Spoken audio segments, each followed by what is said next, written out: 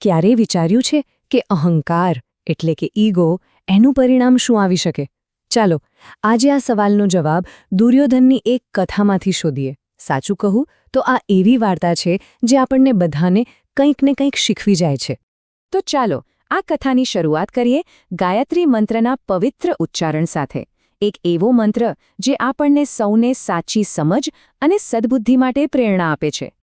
આખી વાર્તાનું કેન્દ્ર છે દુર્યોધન અને તેનો અહંકાર. જો આ એક જ વાક્ય બધું કહી દે છે. એને પોતાનો પાવર, પોતાનો ઈગો બતાવ્યા વગર ચેન જ નહોતું પડતું. સમજી લો કે એના સ્વભાવમાં એક એવી આગ હતી જે એને અંદરને અંદર સતત બાળતી રહેતી હતી. તો સૌથી પહેલા ચાલો જોઈએ કે આ અહંકાર દુર્યોધનને ક્યાં લઈ જાય છે. શું થાય છે એના કારણે? જુઓ, એ સમયે સ્થિતિ કેવી હતી. એક બાજુ પાંડવો વનવાસમાં હતા, જંગલમાં સાવ સાદું જીવન જીવતા હતા, અને બીજી બાજુ દુર્યોધન મહેલોમાં પૂરેપૂરા સુખ અને વૈભવમાં રહેતો હતો. પણ વાત એમ હતી કે એને આટલાથી સંતોષ નહોતો. એને તો પાંડવોની સાદગી પણ આંખમાં ખૂંચતી હતી. ખાલી વૈભવમાં રહેવું દુર્યોધન માટે કાફી નહોતું. ના, એને તો એનો દેખાડો કરવો હતો, અને એટલે જ એ પોતાની પૂરી શાન શોકત સાથે એ જ જંગલમાં પહોંચી ગયો જ્યાં પાંડવો રહેતા હતા. એનો હેતુ એક જ હતો, પાંડવોને નીચા બતાવવા અને પોતે કેટલો મહાન છે એ સાબિત કરવું. પણ આ અહંકાર એને ક્યાં લઈ ગયો? વેલ, હવે વાર્તામાં આવે છે એક મોટો સંઘર્ષ. ચાલો જોઈએ. ખબર છે, અહંકારનો સ્વભાવ જ આવો હોય છે.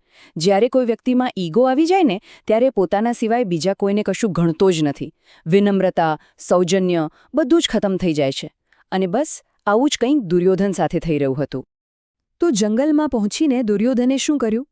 એણે બસ પોતાની મનમાની ચલાવી, એકદમ ધામધૂમથી ઉત્સવ મનાવવાનું શરૂ કરી દીધું. પછી એ જ અહંકારમાં કૌરવોએ ત્યાં રહેતા ગંધર્વોના તળાવને ગંદુ કરવાનું શરૂ કરી દીધું. ગંધર્વોએ એમને રોકવાની કોશિશ કરી, ચેતવણી પણ આપી, પણ ના, એમણે કોઈની વાત ન માની. અને પછી જે થવાનું હતું એ જ થયું. ગંધર્વોના રાજાએ ગુસ્સે થઈને એ બધાને બંદી બનાવી લીધા. અને અહીં તમે જુઓ, કર્મોનું ફળ તરત જ મળ્યું. એકદમ ગંભીર પરિણામ. જે તાકાતના ઘમંડમાં એ લોકો બીજાને કશું સમજતા નહોતા, એ જ ઘમંડ આજે એમના બંધનનું કારણ બની ગયો. હવે આખી વાર્તામાં એક ખૂબ જ રસપ્રદ વળાંક આવે છે. અહીં આપણને દુર્યોધનના અહંકાર અને યુધિષ્ઠિરની ઉદારતા વચ્ચેનો જમીન આસમાનનો ફરક જોવા મળશે. તો સવાલ એ છે કે જે કૌરવો પોતાને સૌથી શક્તિશાળી માનતા હતા, એ તો હવે લાચાર કેડી બની ગયા હતા. તો હવે આવી હાલતમાં એમને બચાવવા આવશે કોણ? મદદ એવી જગ્યાએથી આવી જેની દુર્યોધને સપનામાં પણ કલ્પના નહીં કરી હોય. યુધિષ્ઠિરે? હા, એ જ યુધિષ્ઠિર, જેમની સાથે દુર્યોધને હંમેશા અન્યાય કર્યો હતો. એમણે જ મદદનો હાથ લંબાવ્યો અને અર્જુનને મોકલ્યો અને કૌરવોને છોડાવ્યા. વિચાર તો કરો, કેટલી મોટી વિડંબણા છે આ! જે વ્યક્તિને એ અપમાનિત કરવા આવેલો, એ જ વ્યક્તિ આજે એનો બચાવ કરનાર બન્યો. તો પછી આ બધી ઘટનાનું પરિણામ શું આવ્યું? આ કથાનો છેલ્લો અને સૌથી મોટો બોધપાઠ શું છે? ચાલો હવે એ જોઈએ. જે માથું હંમેશા અહંકારથી ટટ્ટાર રહેતું હતું, એ જ માથું આજે શરમથી ઝૂકી ગયું. આ દ્રશ્ય એના અહંકારની હારનો જીવતો જાગતો પુરાવો હતો. યુધિષ્ઠિરની ઉદારતા સામે એનો બધો જ ઘમંડ ચકનાચૂર થઈ ગયો. આખી વાર્તાનો સાર બસ એક જ છે. અહંકાર એટલે કે ઈગો હંમેશા નુકસાન જ કરાવે છે, બીજું કશું નહીં.